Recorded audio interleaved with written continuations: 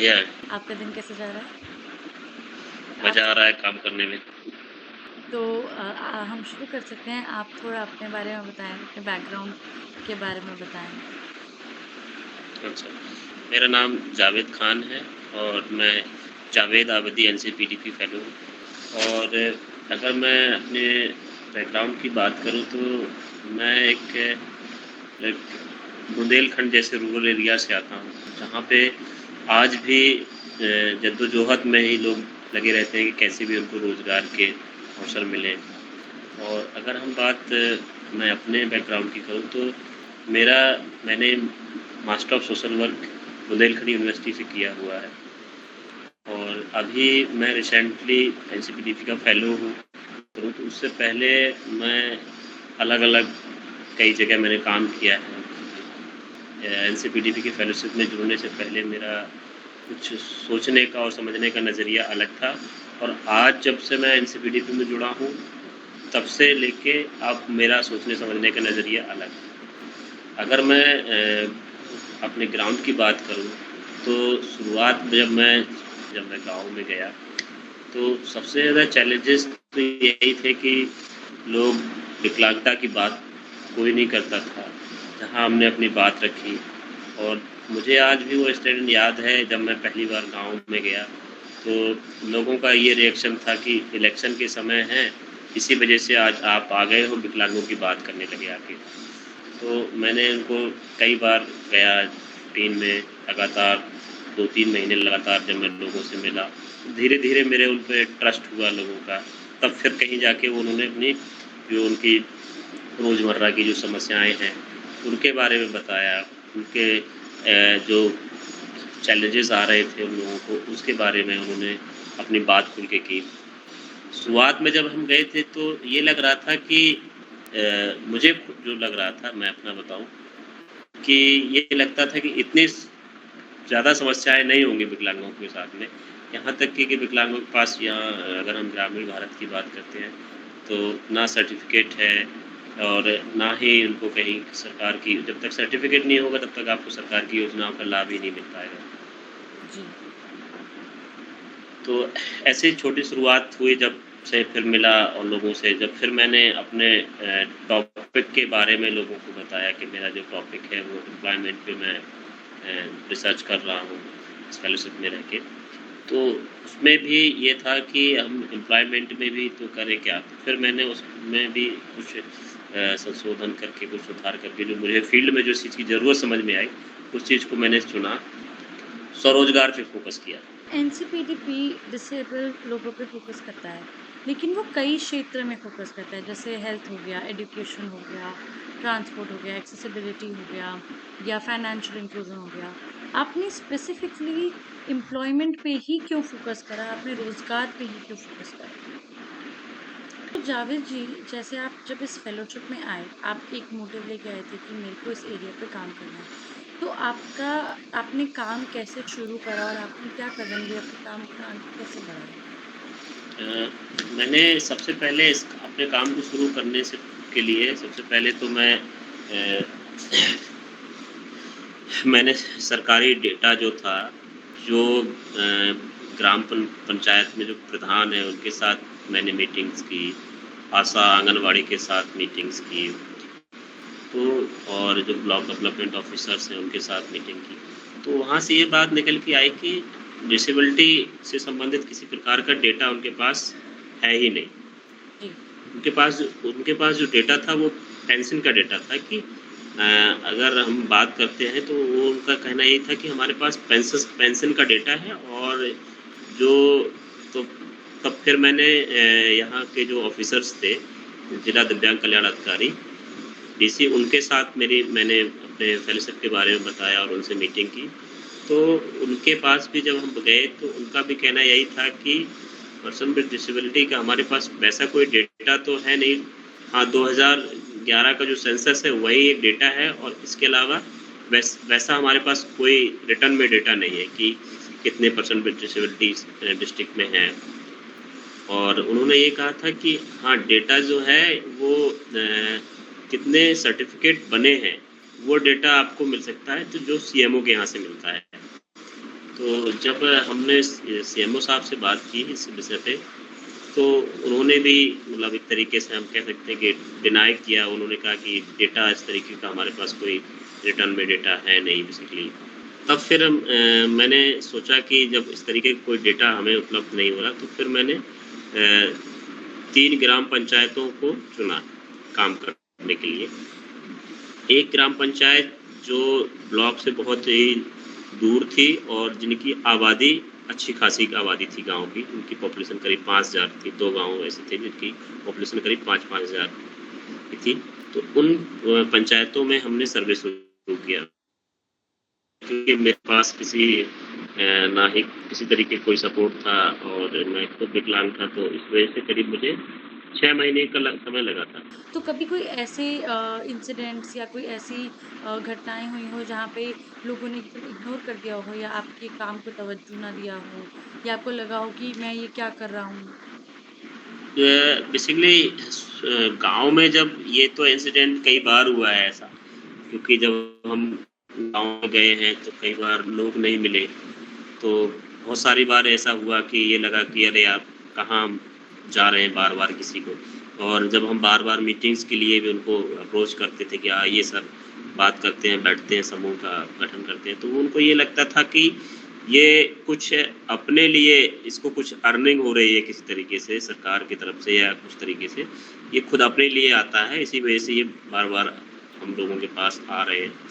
जिन्होंने ये बात मेरे मुँह पे बोली थी कि आप क्यों बार-बार आते हो और आप इस तरीके से कर रहे हो कि समूह में विकलांगों का समूह ठीक है आप बन जाएगा, लेकिन आपको इसमें कितना पैसा मिलेगा? तो ऐसे हाँ, कई बार ऐसे हुआ है। जभी भी आप गवर्नमेंट ऑफिशियल्स के पास गए थे और उन्होंने आपको इग्नोर करा हो या आपको गुमराह करा हो कि हाँ, तब आपके मन में क्या चल रहा था, तब आपकी भावनाएँ कैसी थी? क्योंकि कहीं न कहीं तो उनका काम था, जो आप अपने पे लेके कर रहे थे।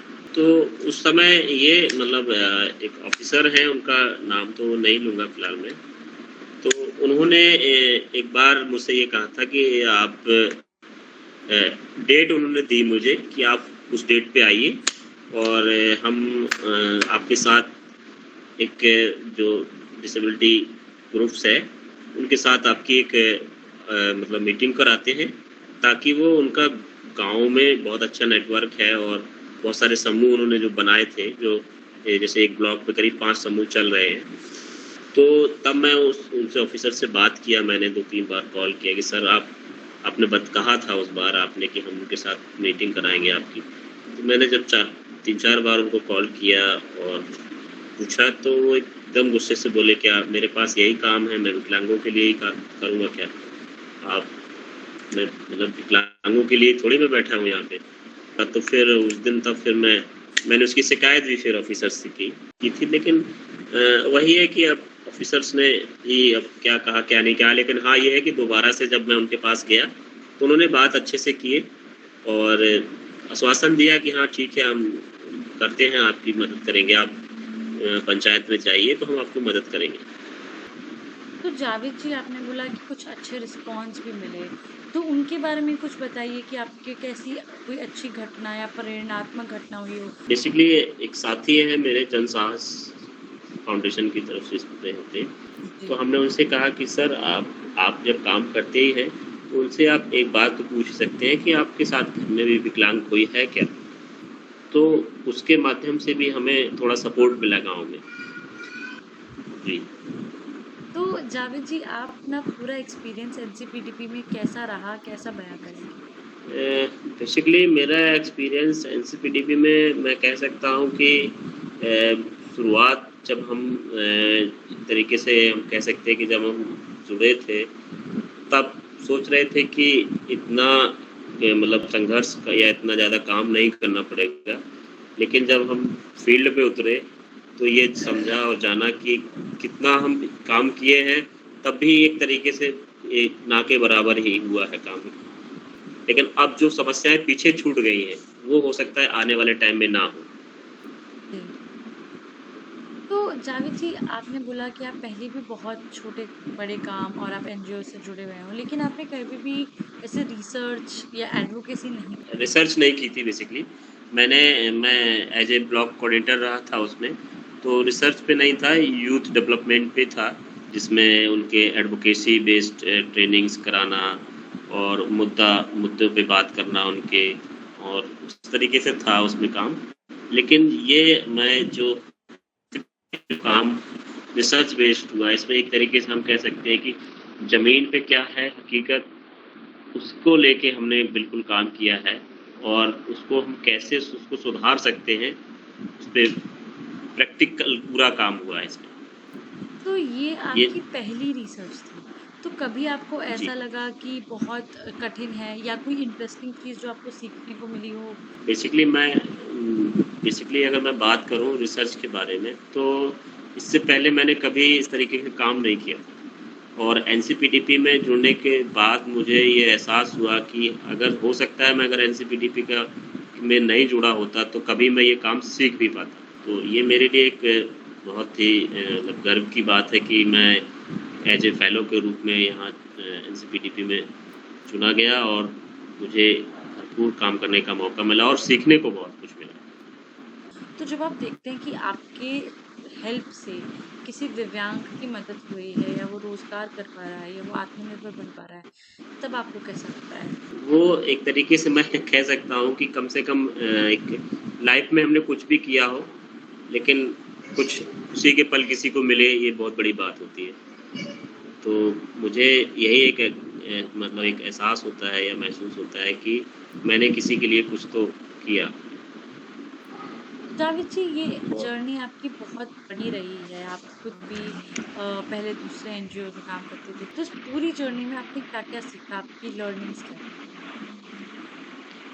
बेसिकली मेरी लर्निंग्स तो अगर मैं बात करूँ तो मैंने यहाँ शुरुआत से लेके एंड तक जो अभी तक मैंने किया है, पूरा सीखा ही सीखा है, ये समझ लीजिए कि मैं एक ज़ीरो से लेके यहाँ तक पहुँचा हूँ। जी। तो मैं अगर रिपोर्टिंग की बात करूँ या एडवोकेसी की बात करूँ या किसी भी एविडेंस बेस्ड जो मैं अभी कर रहा हूँ, इस तरीके का काम मैंने कभी नहीं किया था। तो एनसीपीडीपी में आने के बाद ही सारी चीज़ें मैंने सीखी हैं। जी। तो जावेद जी, अब आपके कोई ऐसे ख़ास पल या कोई ख़ास चीज़, चाहे फिर वो फ़ील्ड वर्क में हो या एनसीपीडीपी में और दूसरे फेलोज़ के साथ एंगेज होते वक़्त हो या एनसीपीडीपी के ऑफ़िशियल्स के साथ हो, कोई ऐसी ख़ास बात जो आप हमें बताना चाहेंगे? ये सबसे अच्छी बात जो हमारे जो अरमान सर हैं वो एक बात कहते हैं कि जंगल में मोर नाचा किसने देखा। तो ये बात हमें बहुत अच्छी लगी सर की कि जो अरमान सर ने जो हमेशा हमें ये गाइडेंस दिया कि आपको कैसे आपको काम को करना है। काम छोटा या बहुत बड़ा नहीं होता है, काम तो काम होता है। आप जी। जब तक करेंगे नहीं वो बहुत बड़ा लगेगा, जब आप करने लगोगे तो आपको समझ में आने लगेगा कैसे काम। तो आपके आगे बिल्कुल। के क्या प्लान?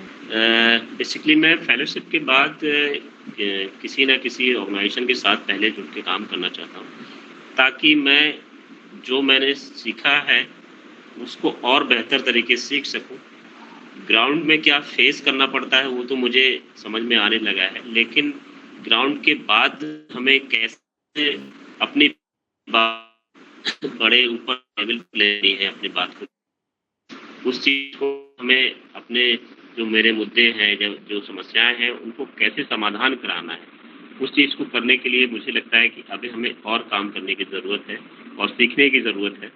तो मैं अभी लर्निंग में ही रहूँ हूँ, ताकि थैंक ये मुझे लगता है कि ये मेरा जो जीवन है, ये एक तरीके से मैं अगर मैं शुरू से लेके एंड तक कहूँ, तो ये जो फेलोशिप में जितना मैंने सीखा है, उतना मैंने अपनी लाइफ में अभी तक नहीं सीखा था। ये बहुत सुन के बहुत अच्छा लगता है कि आपका जो एक्सपीरियंस था वो इतना अच्छा रहा, आपको सीखने को इतना सब कुछ मिला, आपने काम भी बहुत अच्छा किया। धन्यवाद जावेद जी हमारे साथ जुड़ने के लिए।